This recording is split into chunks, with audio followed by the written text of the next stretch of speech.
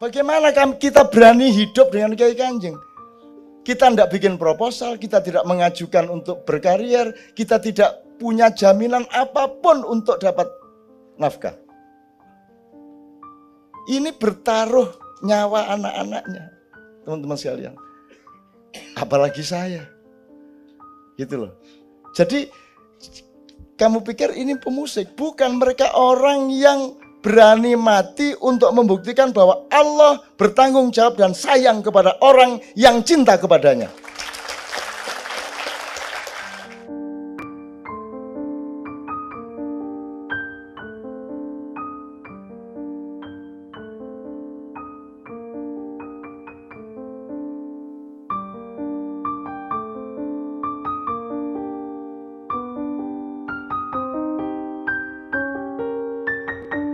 Di Kiai Kanjeng itu ukuran pertama akhlak.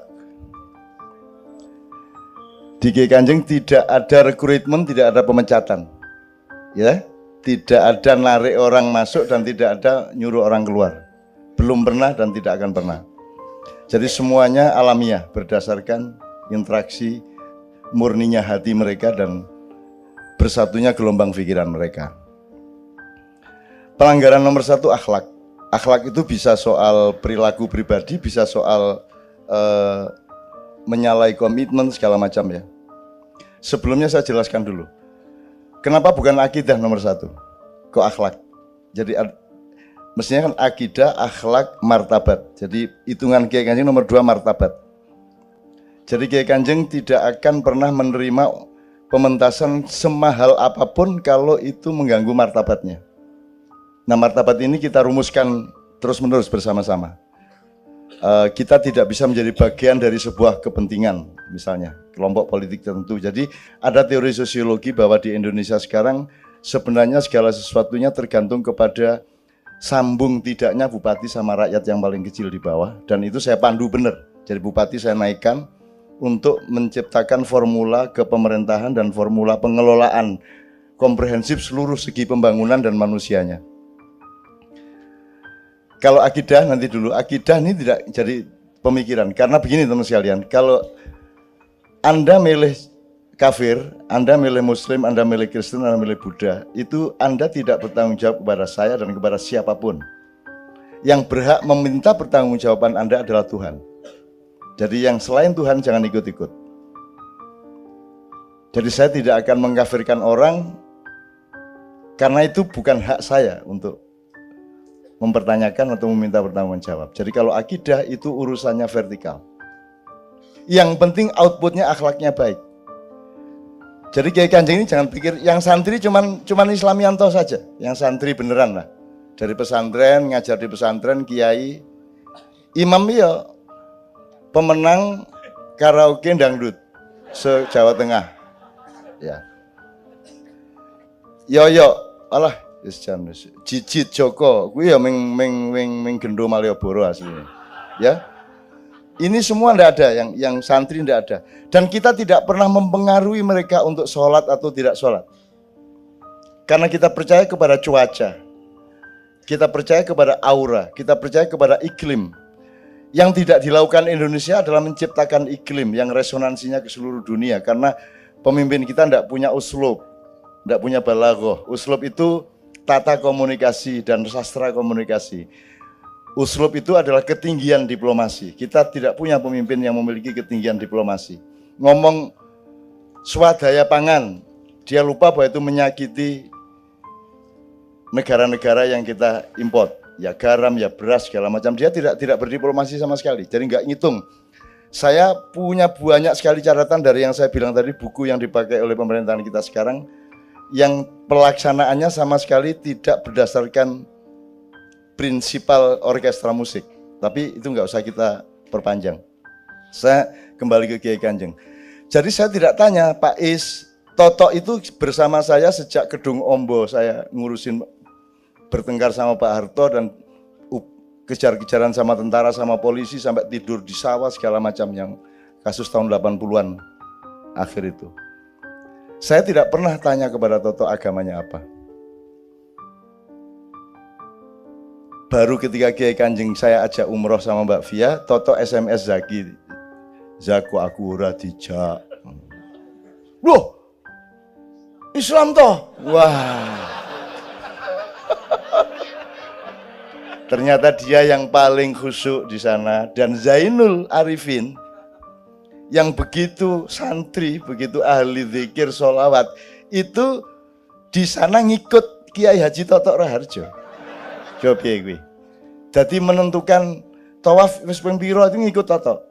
Dan yang nangis pertama melihat Ka'bah Totok gue absurd tenan. Absurd. Ya, tentu sekali ya. Jadi saya tidak pernah bertanya. Saya percaya kepada manusia dan saya tidak boleh kalau dia menjadi orang Islam karena saya tidak mau terdaftar di situ. Dia harus lillahi ta'ala dengan jadi menjadi apapun dengan landasan Tuhan secara otentik gitu. Jadi makanya saya tidak mau jadi kiai karena saya tidak mau ada di antara Anda dan Tuhan. Karena di antara Anda dan Tuhan harus kosong. Satu-satunya yang boleh jajar sama Allah di situ adalah Muhammad Rasulullah SAW. Saya tidak mau terlibat di dalam daftar gangguan terhadap orang sholat. Orang sholat dalam arti syar'i maupun sholat dalam arti sosial, dalam arti kebudayaan dan seterusnya. Jadi di Kiai Kanjeng ini akidah kita biarkan tanpa kita mempengaruhi mereka untuk menjadi orang soleh. Meskipun ada lagunya kalau untuk taman aku anak soleh, rajin ngaji, apa? Rajin sholat.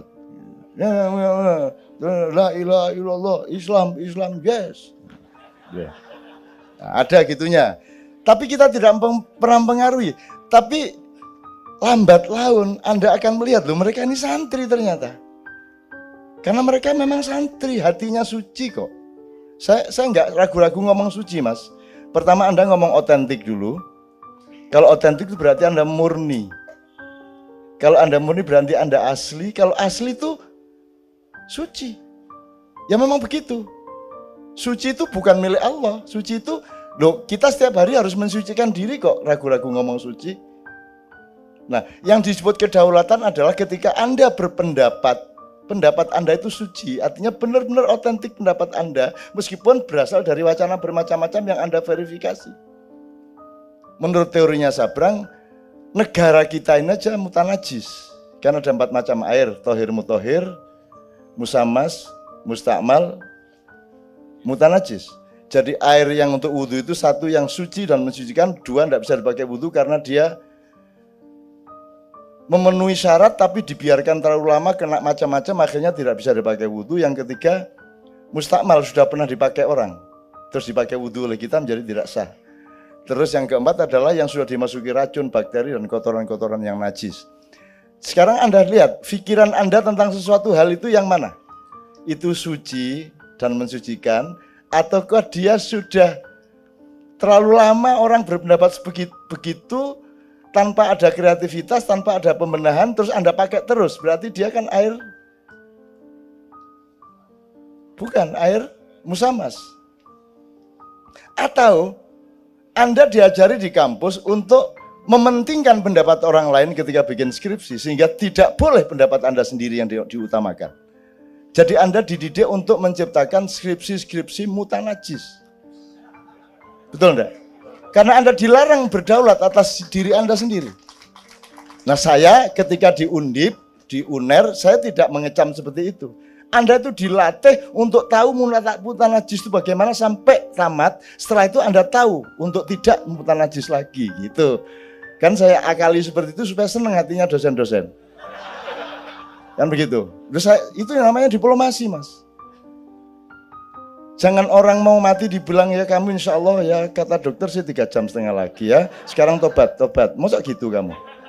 Kan kita harus berdiplomasi. Kita harus menciptakan kenikmatan yang maksimal yang sifatnya halal dan thayyib atas setiap manusia. Nah, ketika Anda berpendapat tentang kesenian, kebudayaan, jazz itu kenapa dia improv? Karena dia ingin mensucikan diri terus. Karena kalau dia seperti CD, berarti dia mustakmal. Sudah dipakai kemarin, sudah di CD-in, kenapa lu pentasin lagi, kan begitu. Nah, itu yang disebut improvisasi, itu kan ijtihad menuju kesucian. Itu kalau kita analogikan gitu ya. Nah, Sekarang silakan Anda ngukur masing-masing. Negara kita ini negara apa? Tohir mutohir apa? Musamas apa mustakmal apa? Mutanajis. Dulu waktu proklamasi dia masih mustakmal saja. Sudah dipakai orang Eropa, kamu pakai.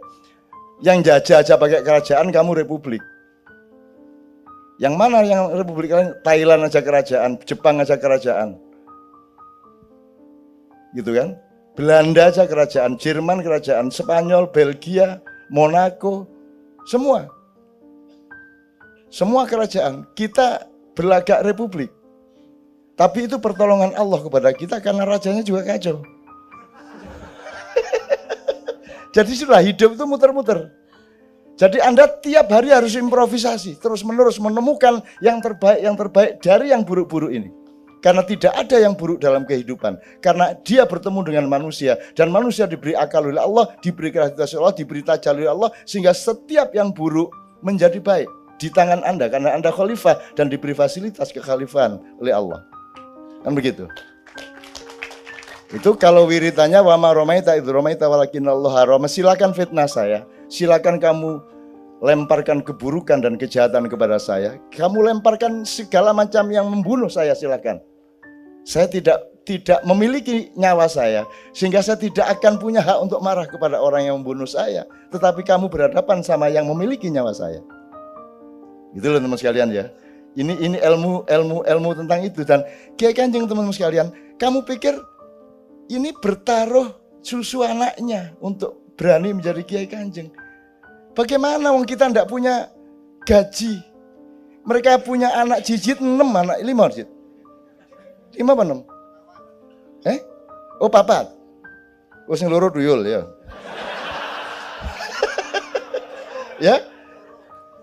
Joko 2. Imam? Dadi coro kabeh ya ta. Oke. Di kamar mandi ya ta. Oke. Ya. Teman-teman sekalian, Pak Nevi masih lumayan dia guru. Ya lumayan dia puskesmas gajinya sangat kecil tapi masih bisa beli beras. Lainnya Pak Joko, Gianto, Saryanto, Doni, Imam. Blotong lumayan dosen. Nek Joko SP kuwi. Terus bagaimana kita berani hidup dengan Kiai Kanjeng? Kita tidak bikin proposal, kita tidak mengajukan untuk berkarier, kita tidak punya jaminan apapun untuk dapat nafkah. Ini bertaruh nyawa anak-anaknya, teman-teman sekalian. Apalagi saya. Gitu loh. Jadi kamu pikir ini pemusik, bukan, mereka orang yang berani mati untuk membuktikan bahwa Allah bertanggung jawab dan sayang kepada orang yang cinta kepadanya. Gimana? Mau hidup bagaimana Jijit? Apalagi Jijit ini punya problem meripatnya anaknya. Bu Jijit punya problem, terus bagaimana? Bagaimana jamin sampai 22 tahun mereka berkumpul? Hidup dari mana? Siapa yang jamin? Sponsor enggak ada. Semua orang berpikiran Kiai Kanjeng itu punya sponsor tetap.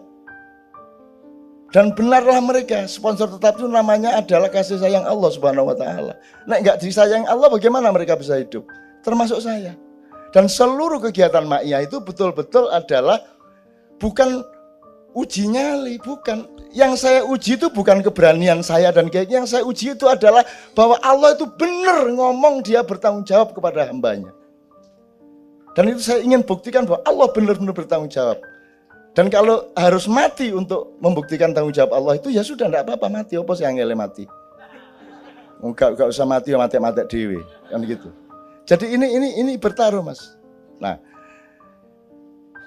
Sabrang itu sekarang mulai merasakan anak saya itu sudah nangis di depan saya. Ini Leto ini kelihatannya sudah kena sawabnya Kiai Kanjeng. Karena dia juga tidak mau karena kita ini tidak mau, kita ngomong martabat ya, kita tidak pernah mengajukan proposal. Iki poso gitu ya. Kita berpuasa sekitar 7 jam lah di situ ya. Loh, saya ke belakang, loh. Ono ya arek-arek ki nggone iki.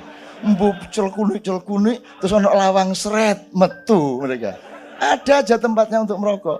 Mungkin sebelumnya belum ada, tapi malaikat kan sayang, terus buka ke malaikat gitu. Bisa loh mereka. Kecuali di Australia. Di Australia suatu saat di homestay, jadi masing-masing Kiai Kanjeng dua orang diminta oleh masyarakat Australia untuk nginep di rumah, banyak rumah, terus diambil 2 orang dibagi gitu kan. Nah Pak Nevi kebetulan tuan rumahnya tidak merokok. Nah Pak Nevi bingung dia, akhirnya cendeloi disukai di sini.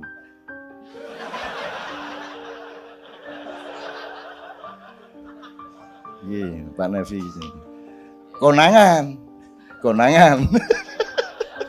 gitu Mas ya.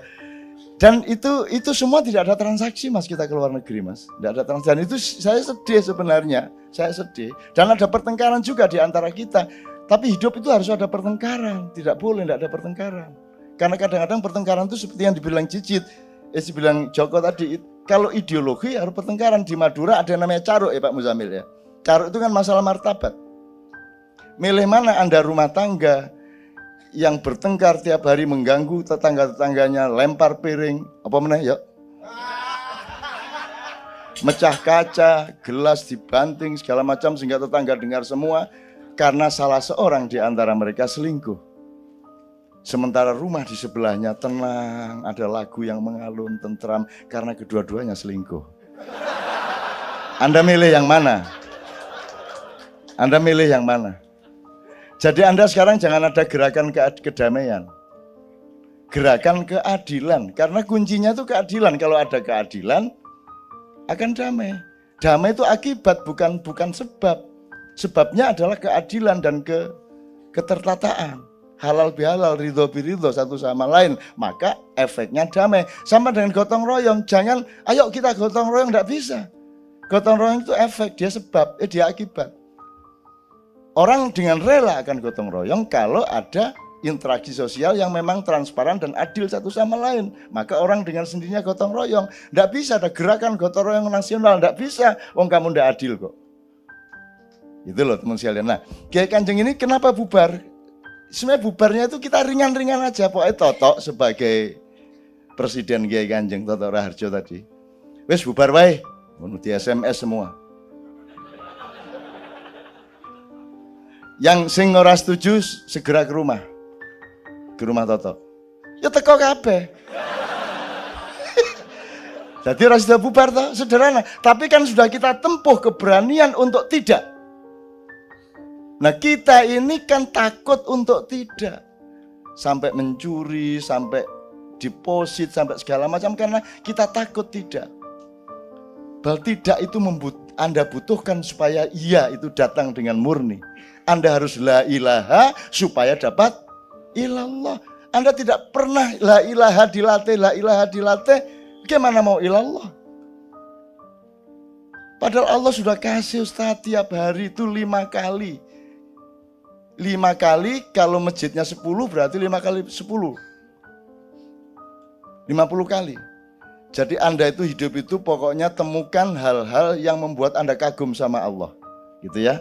Lihat kuku, lihat misalnya imam, lihat wajahnya kagum.